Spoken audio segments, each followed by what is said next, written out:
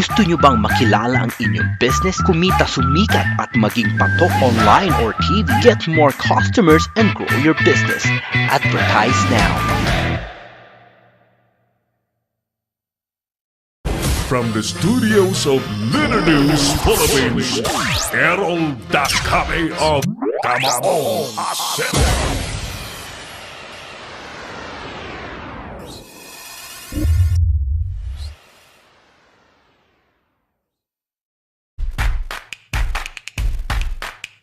Thank you. Balik po tayo sa ating pangdaigdigang broadcast ng Kamao Asero sa Litter News Philippines. Belated happy birthday kay Manoy, kay amigong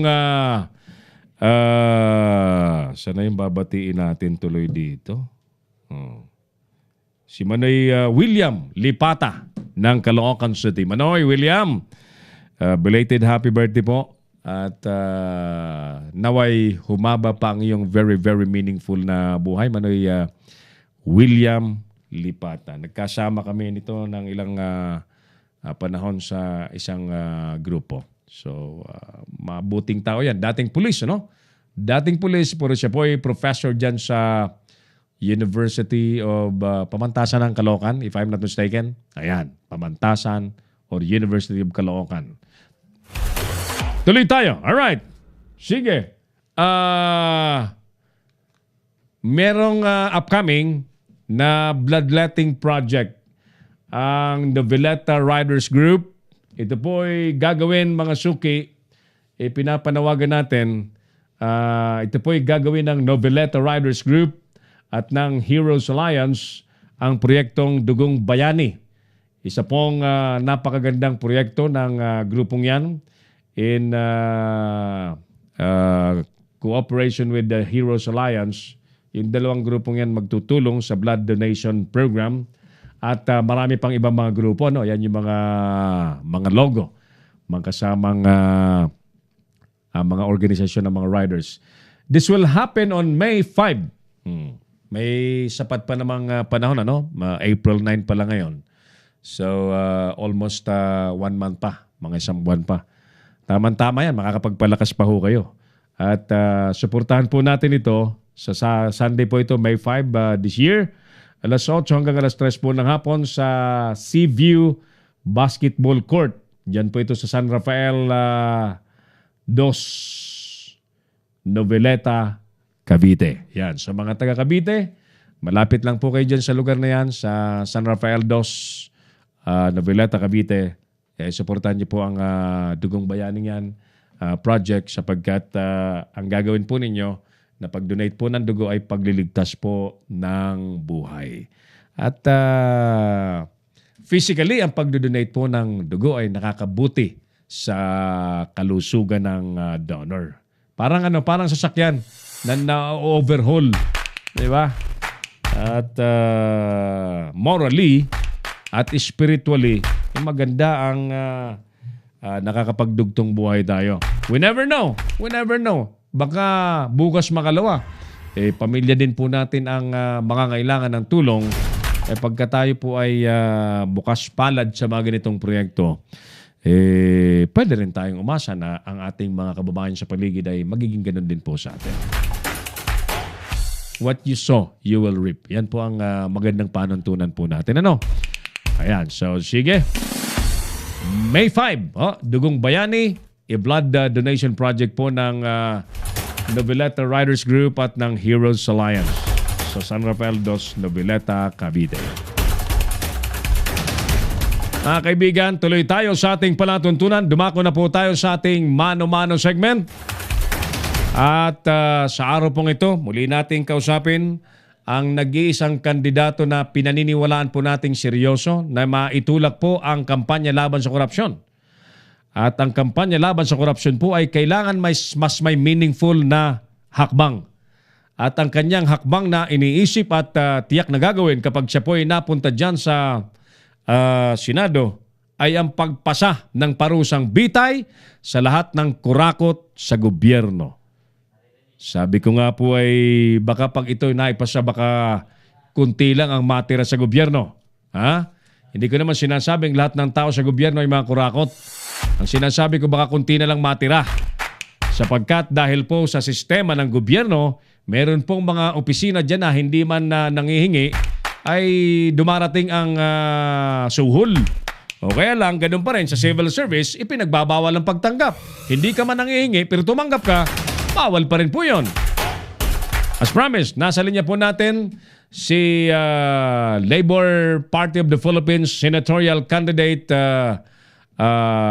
Gerald Muhammad Isa Arcega, ang tinagurian po nating Senador Bitay. Senador Gerald Sir, magandang hapon. Errol da kami na po ito sa Kamao Ngasero dito po sa Leader News Philippines at sa Pinoy Extreme Channel.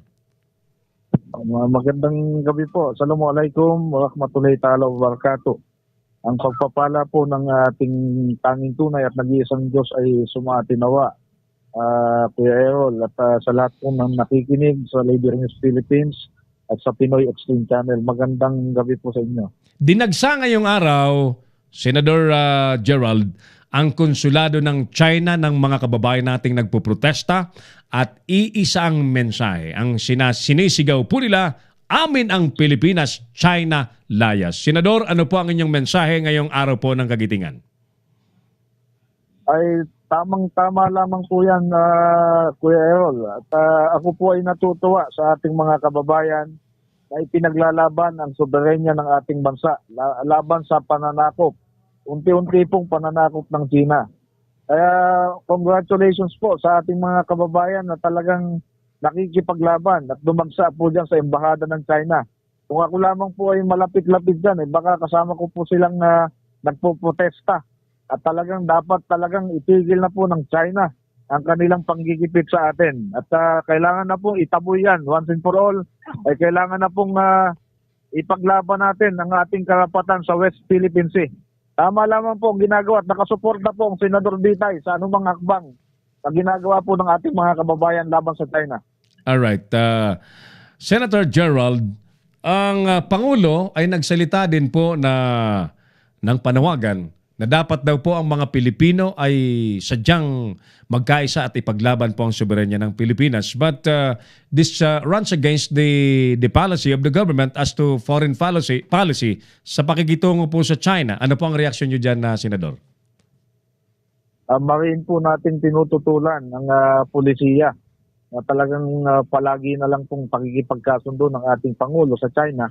Na, sabi ko nga po, nung mga nakaraan ay dapat mas marami pa pong bansa na mas higit na karapat-dapat na maging kaalyado natin bukod sa China na yan. Alam naman po natin na ang China ang nagdadala ng shabu dito sa ating bansa. Mm-hmm. Ang mga drug lord, ang mga demonyong salot na drug lord na yan ay mga Chinese na galing po sa China. Kaya hindi po ba naiisip ng ating Pangulo yung mga bagay na yan? Dapat po, marami po. At ako po bilang Muslim at bilang sultan ng ating mga kapatid sa Islam, ay mariin pong tututulan ang patuloy na pakikipagkasundo sa China. Kaya po ang China ay lalo lamang nawiwili. Nawiwili po sila dito sa pagsakop dito sa ating bansa, sa West Philippine Sea natin. Hindi na po tama ang nangyayari na ito. Kaya bilang national candidate po, nananawagan ako sa sambayan ng Pilipino na paigtingin po natin ang suporta sa mga kababayan natin na talagang ipinaglalaban ang ating karapatan dyan sa ating karagatan sa West Philippine Sea, Kuya Errol. Apo, oo. Ano po ang dating naman sa inyo kapag ang ating mga taga Malacanang laging sinasabi ay na hindi natin kayang ipaglaban hindi natin kaya sa gyera at labanan ng China. Sa halip tayo makipagkaibigan. And apparently, yan na yung ating existing policy sa pagitan ng Pilipinas at ng China. Ano pang balak ninyo, Senador, once kayo po ay binigyan ng mandato ng tao at maging senador? Ang plano po natin dyan ay talagang kausapin ng lahat ng member po ng OIC, ng Organization of Islamic Cooperation. 56 Muslim countries po. Apo. Kailangan po, hindi po tayo dapat matakot sa sinasabi ng ating Pangulo na isang missile lamang ang katapat natin sa China. Hindi po totoo yan. Wala pong katotohanan at kayang-kaya po natin ipaglaban. Tayo po ay naninindigan sa ating karapatan. Napakadami pong sasama sa atin kung tayo ay makikipaglaban sa kanila. Ang nandiyan po, handa pong sumama sa atin lahat yan. At sa aking palagay, ay hindi pwedeng hindi tayo tutulungan ng ating mga kapatid na mga Muslim leader laban sa China. At hindi po nila tayo magagalaw kahit anong mangyari. Wala pong hindi po dapat tayo matakot sa pananaywal ng mga Chinese na yan. Yan po ang aking gagawin, Kuya Errol. Once nandyan na po tayo sa Senate, ay kailangan po ay talagang manindigan pa rin po tayo. At yun ang ipapakita natin sa mga Muslim countries na dapat po tayong tulungan. Apo, alright. Sa araw din pong ito, Senator Gerald Orcega, sir, nananawagan po yung mga balo ng mga veterano ng World War II na kung maaari daw po ay taasan, dublihin, para dagdagan ang pension po nila na karamihan naman sa kanila ay mga may sakit na. Ano po. Ito ba ay pwedeng gawin? Pwede po ba kayo magpasa ng pension ng mga survivors po ng mga veterano ng World War II, Senador? Yan po ay isa sa ating gagawin. Isa sa mga priority po natin. Alam niyo po, Sir Errol, ang aking ina ay byuda po ng isang sundalo. Apo. At binabati ko po ng araw ng kagitingan itong ating kasundaluhan, ng ating kapulisan na nag-aalay ng kanilang mga buhay para sa ating bansa. Ang lahat po ng mga byuda ng ating mga veterano ay karapat dapat lamang po kung na doblehin ang kanilang pensyon. Hindi nga lamang po doble. Mas dapat pa, triplehin pa nga po. Dahil ito pong mga asawa ng ating mga veterano, ng ating mga bayani, ay talagang sa edad po nila. Alam nyo po, lahat, yung iba po, nasa 80 years old, saka palang makakatanggap ng pensyon. At yung iba po ay talagang namamatay na bago pa man nila matanggap ang kanilang pensyon, ay kulang pa po sa pambili ng mga gamot at sa mga pambili ng mga maintenance. Tama po. So it is about time po na talagang pagtuunan natin ng pansin na madoble po yung sinosweldo sa veterans, sa PIVAW po, Philippine Veterans Affairs Office. Yan po ay paninindigan natin at tutulungan po natin ang ating mga pensioner, ang mga beneficiaries. Napakagandang programa po yan pag nangyari po yan, Senador, at mapunta po kayo sa Senado. Alright, I understand nasa Pampanga area po kayo ngayon na kumakatok sa puso ng mga Pampangenyo, Senador? Opo, nandito po kami ngayon at sana po kakausapin po sana natin itong ating classmate ko po, ang mayor ng Apalit, Pampanga, na si Mayor Jun Petangco. Ay yun nga lang po, sinugod po sa ospital ng kanyang ina. Hindi, wala po kaming communication na kumbaga parang surprise visit lamang po sana sa kanya. Hindi po kami nagkita. Classmate ko po sa San Beda College. Ito si Mayor, tumatakbong mayor po na si Jun Petangco. So, binabati ko po ang mga taga-Pampanga, lalong-lalo na po ang mga taga-Apalit, Pampanga, Kuya Errol. Alright. Total, nandiyan ka na, Senador, ano? Itatanong na rin po namin sa inyo yung ating survey question sa programa natin today. Palagay ko'y lahat, pati ikaw, nakaka-relate dito. Ang tanong natin ngayon, Senador, ay ano bang mas mahalaga? Respeto o pagmamahal? Maganda po tanong yan. Talaga po. Para po sa akin ay By the way, bago mo sagutin, Senador, ano? Allow me to greet and mention especially si Ma'am Jennifer na nakasuporta rin sa ating advocacy. Opo. At ito si Madam ay talagang always po na nandyan sa ating advokasya. At para po sa akin, nandito din po si Kuya Arnie kasama natin. Yeah. Ay para po sa akin, Kuya Errol, respeto po ang mas mahalaga dahil Pag nandyan po ang respeto, ay nandyan po lalong umuusbong ang pagmamahal. Ang pagmamahalan sa isa't isa. Kung mauna po ang respeto, ay talagang hindi pwedeng wala ang pagmamahal. Pero minsan po, kasi pag may pagmamahal, ay ang respeto ay kung walang respeto, ay baliwala po ang pagmamahal. Kaya para sa akin po, respeto po ang mas importante at mas mahalaga.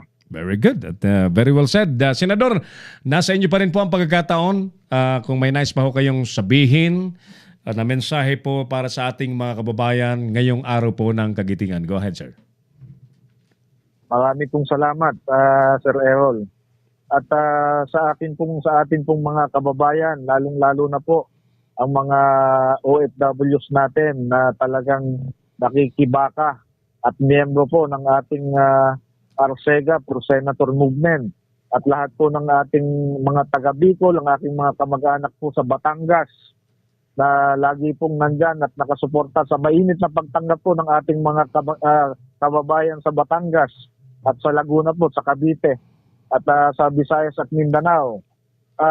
Maligayang araw po ng Kagitingan, pati po sa ating pong mga kababayan, mga kasundaluhan, sa mga kapulisan at sa Saglit. Naputo lang. Hello. Balikan natin yung linya ni Senador. Saglit lang. Patapos na tayo eh. Standby ha. Standby. Kausap natin si senatorial candidate Gerald Muhammad Isa Arsega. Opo. Yeah, go ahead, sir. Sige, go ahead, sir. Yun po, Kuya Errol, at binabati ko po lahat ng ating mga kababayan, lalong-lalo na po ang ating mga kasundaluhan at ang kanilang mga pamilya, ang mga kasundaluhan ng kapulisan na nag-alay po ng kanilang buhay at itong ating mga veterano. Panahon na po talaga para suportahan po, full support ng ating gobyerno, lalong-lalo na po sa ating mga may sakit ng veterano at sa mga byuda po nila. O kaya binabati ko din po ang lahat ng ating mga kababayan na nakikipaglaban para po sa ating soberenya. Huwag po tayong matakot at ipatuloy po nating ipaglaban ang ating karapatan, mga kababayan. Karapatan po natin na sa karagatan na napakayaman. Napakayaman po ng ating West Philippine Sea. Kaya po ganyan na lamang ang interes ng China sa atin. Ito po, panahon na po para tayo naman ang makinabang sa yaman ng ating bansa. Ipakita po natin ang tunay na kagitingan at ipaglaban natin ang ating soberenya. Ako po, si Senador Bitay, na nananawagan po ng pagkakaisa, mga kababayan. Huwag na po natin tangkilikin ang mga kandidato na napakalakas pong gumastos ng milyon-milyon, daang milyon. At lahat po ng mga kandidato na alam po natin na ang mansariling kapakanan lamang nila ang kanilang iniisip. Kailangan po, pumili po tayo, malapit na po ang halalan. Pumili po tayo ng mga tunay na alam nating nagmamalasakit para sa bansa, para sa kapakanan ng mga naapi, ng mga maralita, sa kapakanan po ng manggagawa at mga magsasaka, manggagawa sa loob at labas ng bansa. Ito na po ang tanging tunay na panahon para po manggaling sa ating mga maliliit ang tunay na kapangyarihan na nasusugpo po sa mga oligarkiya na matagal na nagpapahirap sa atin. Ito po ang pagkakataon natin.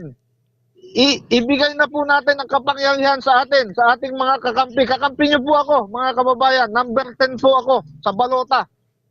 Inaasahan ko po na magtatagumpay ang laban ko dahil ang laban ko po ay laban natin lahat, laban ng sambayan ng Pilipino. Maraming pong salamat. At maligayang araw po ng Kagitingan. Maraming po salamat sa Kamaong Asero. Sir Errol, saludo po sa inyo. Maraming po salamat. Tinig po yon ni Senador Gerald Muhammad Isa Arsega, number 10 sa balota, sa ilalim po ng Labor Party of the Philippines. Senador, maraming salamat po at good luck. Balikan na po natin ang ating... Meron pa sumagot, saglit. Meron pang sumagot eh. Ano ba ang mas mahalaga? Respeto o pagmamahal? Yan. Ay dadulay both kasi di mo mamahalin ng tao kung wala ka namang respeto sa kanya. Ayan, sige. At doon naman sa ating yan. Okay. Asa na ba yung wall natin? Yan, siglit. Talagang blinak ako ng Facebook na makapag dami-dami pang sumagot eh. Teka, Amelia, ayan, nabasa ko nito. Arlene, ayan, okay nito, nabasa ko na. Flora Mer Burgos, respeto. Sa respeto, dyan na ang pagmamahal at tiwala. Okay. You're number one, sabi niya. Flora, thank you. Paano kung di natin? Ayan. Jeric Bahakan, sabi niya, respeto. Dahil pag nawalang respeto sa tao, di mo na kayang mahalin pa yan. Ang pagmamahal na pag-aaralan, pero ang respeto, mahirap pag talagang wala. I agree with you. Tama naman po lahat ng sagot ninyo mga suki. Yan, sige. Bago ang lahat, balikan na po natin ang ating mga pangunahing issue. Ngayong araw po ng Kagitingan, Robredo, pinuri po ang katapangan ng mga Pilipino. Mas mataas na pensyon para po sa mga balo ng World War II veterans inihirit. Chinese Consulate, dinagsa po ng iba't ibang grupong Pilipinong nagpoprotesta ngayong araw ng Kagitingan. Samantala, binata, nahulog sa falls, patay dahil po sa pagsiselfie. Pakaingat po kayo sa mga nagsiselfie. Kaya po kami sa Leader ng Philippines, kaysa po ang mga cellphone pin nyo, gamitin lamang po sa mga walang abog-abog na selfie. Nagtuturo po kami ng mobile journalism sa pamamagitan po ng workshop. Sumali po kayo pagka may schedule po kami ng mobile journalism workshop. Matuto pa kayo ng mas meaningful na paggawa ng kapaki-pakinabang na mga video. Pagpunta naman po sa Scarborough Shoal, hindi raw pinagbabawal ng Coast Guard. NFA workers kukustyunin naman po sa Supreme Court ang Rice Tarification Law. Dahil naman sa pamimiki ng residency, kandidato sa pagkakongresista sa Albay, ipinadidiskwalipika upang hindi po mahawa ng nakamamatay na meningococcemia. Mga gwardiya ng mga prison guard, sabi niyan, todo ingat daw. Health Department nagbabala ng sakit sa sore eyes ngayong tag-init. DICT titiyakin daw na magkakaroon ng panibagong 50,000 na cell sites upang gumanda daw ang telco services sa ating bansa. Samantala, politika lang daw ang at railroaded ang mga kaso ni Mayor Baldo ayon sa kanyang abogado. Ito po yung akusado sa pagpatay kay Congressman Rodel Batocabe, yung ating kaibigan.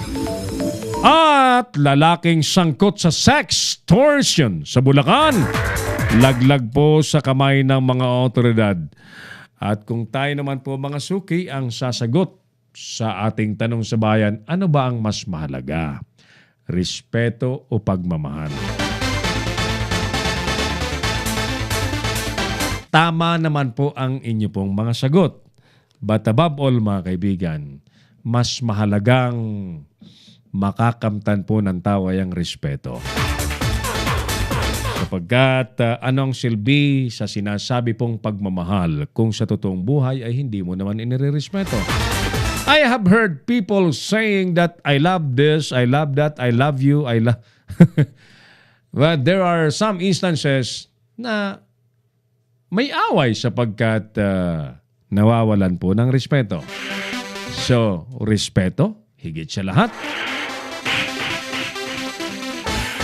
Pero kapag katuro po ng Diyos ang susundin naman po natin, higit sa lahat ay pagmamahal. Sapagkat kung mahal mong tunay ang tao, irirespeto mo siya. Hindi mo siya gagawa ng kalokohan kung mahal mo siya. Diba? Hindi mo siya lolokohin kung mahal mo siya.